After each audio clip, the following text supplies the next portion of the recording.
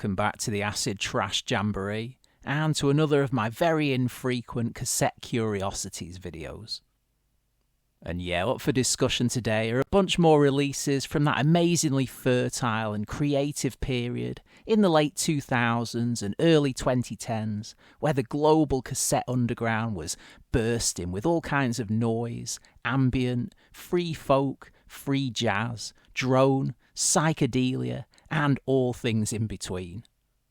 Yeah, if you're unfamiliar with this stuff, please do take a look at the first video I made in the series, in which I tried to fathom just where this particular golden era sprang from, surmising that a lot of it most likely came in the wake of influential artists like Spencer Clark, James Ferraro, Emeralds, Natural Snow Buildings, and Oneohtrix Point Never, gaining a certain amount of more overground exposure.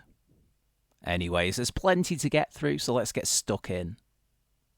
We kick things off with Kitten with a Whip, the one and only tape I own by White Leather, which was the duo project of Christopher Reinshagen and Daniel Dlugosielski, whose Detroit, Michigan-based label Excite Bike put this out way back in 2009. And yeah, this mostly consists of weird, basement dweller type synth explorations, opening with grotty, fried out, pitch warping loops and high Space Invaders chirps, which give way to assorted drony meanderings, flecked by flatulent grumbles and brief peals of noise. The piece spends much of its time in the red, though it's more on the warm and bassy side of things rather than being outright distorted. Then the flip side starts off on a subdued, dark ambient note, before gradually ramping up the volume with the introduction of grainy sax loops, which get warped beyond recognition. After this, things segue into another muggy and moist-sounding synth fartscape for the remainder, punctuated by unintelligible mic toasting and distant gurgles. Nice. Staying with Dlugosielski for a couple more tapes, here's Travel Keys by what's probably his best-known solo alias, Body Morph. As was in evidence on the White Leather tape, as well as synth, he worked a lot with saxophone too, much like fellow Michigan dweller John Olson of American Tapes and Wolf Eyes infamy. And yeah, sure enough, the two of them collaborated in the past with projects like Cardboard Sax and Spike Morph. But back to Travel Keys. And yeah, to start with, this mixes up stretches of slow and breathy acoustic blowing with more obviously affected and distorted sax layers, also tossing in some thoroughly kooky loop work and sections of head-messing tape warp along the way. Unfortunately, my copy seems to have developed some playback issues over the years, so I doubt that all the warpage is part of the original performance, but yeah, you get the general idea. Again, this isn't what you'd call outright noise, though the B-side is noticeably more aggro and fuzzed out than the A, with short sections of harsh crackle and static sounding in amidst the tortured sax squeals, down-pitched vocal samples, and sonar blips. Yeah, as much as I enjoy a good, relentless blast of harsh noise, oftentimes I get more enjoyment out of more subtle and diverse works like this, which just seem to hold my attention a lot more these days. Okay, so finally from the Dlugosielski side of things, we have No Sympathy by Leeches, which was another of his sax and electronics collaborative projects, this time with yet another big player on the Michigan noise scene, Andrew Coltrane. As with the other tapes I've discussed, the blowing here is kept fairly restrained for the most part. The staccato squeaks and honks that open the side, sounding on top of some very wispy and distant feedback noise, after which the volume dips considerably. The duo's horns fed through delay and reverb for extra spacey flavour. The flip side then picks up where the A left off, with more of that forlorn, long-toned sax work, floating alongside brief drones that sound like aeroplanes flying overhead.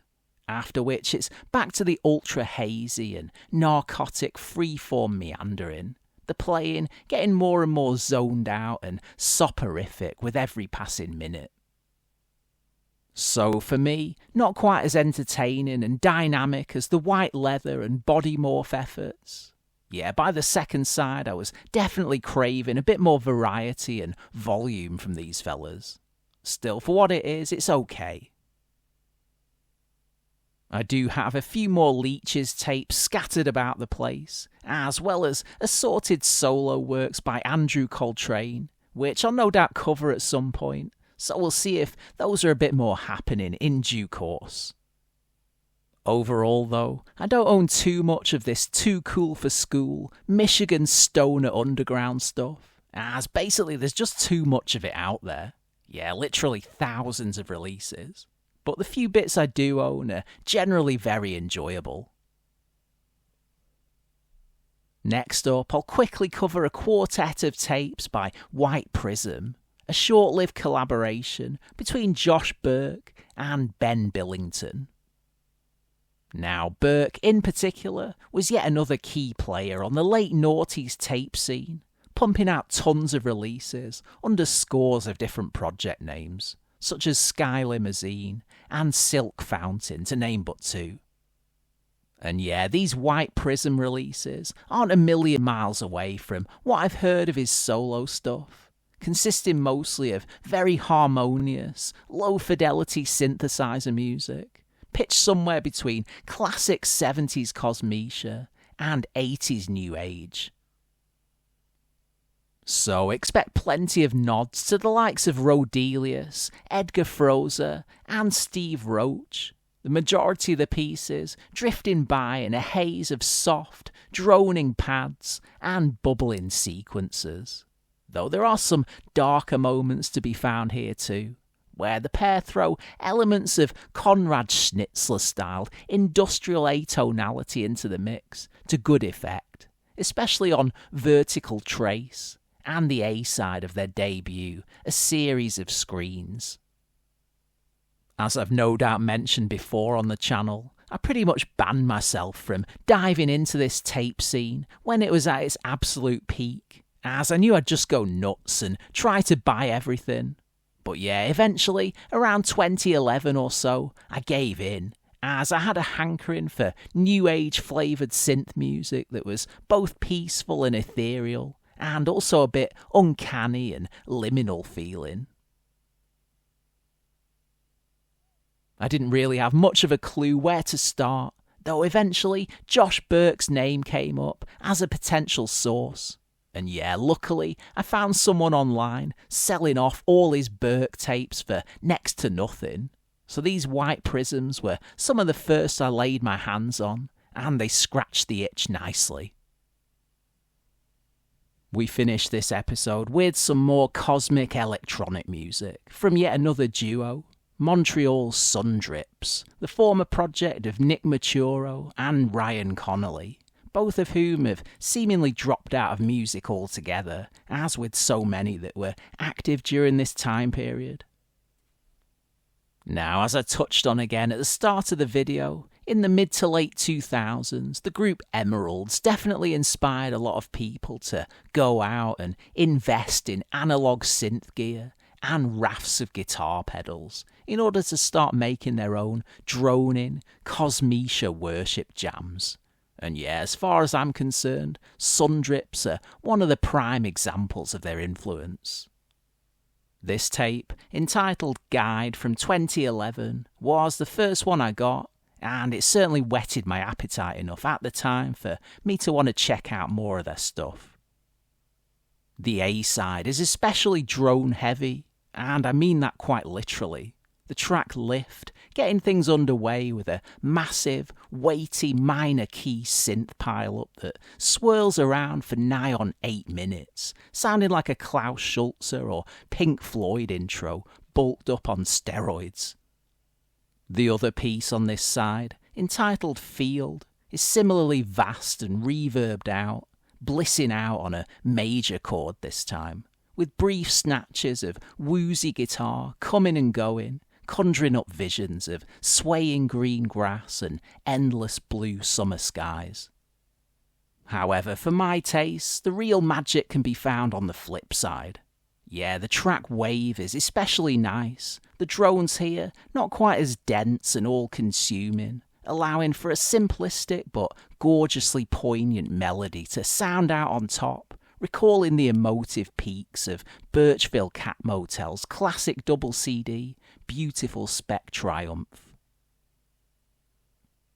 The title piece then closes things out in a much moodier fashion, floating us up to a particularly cold and desolate part of space on gaseous clouds of synth and chirping sequencer.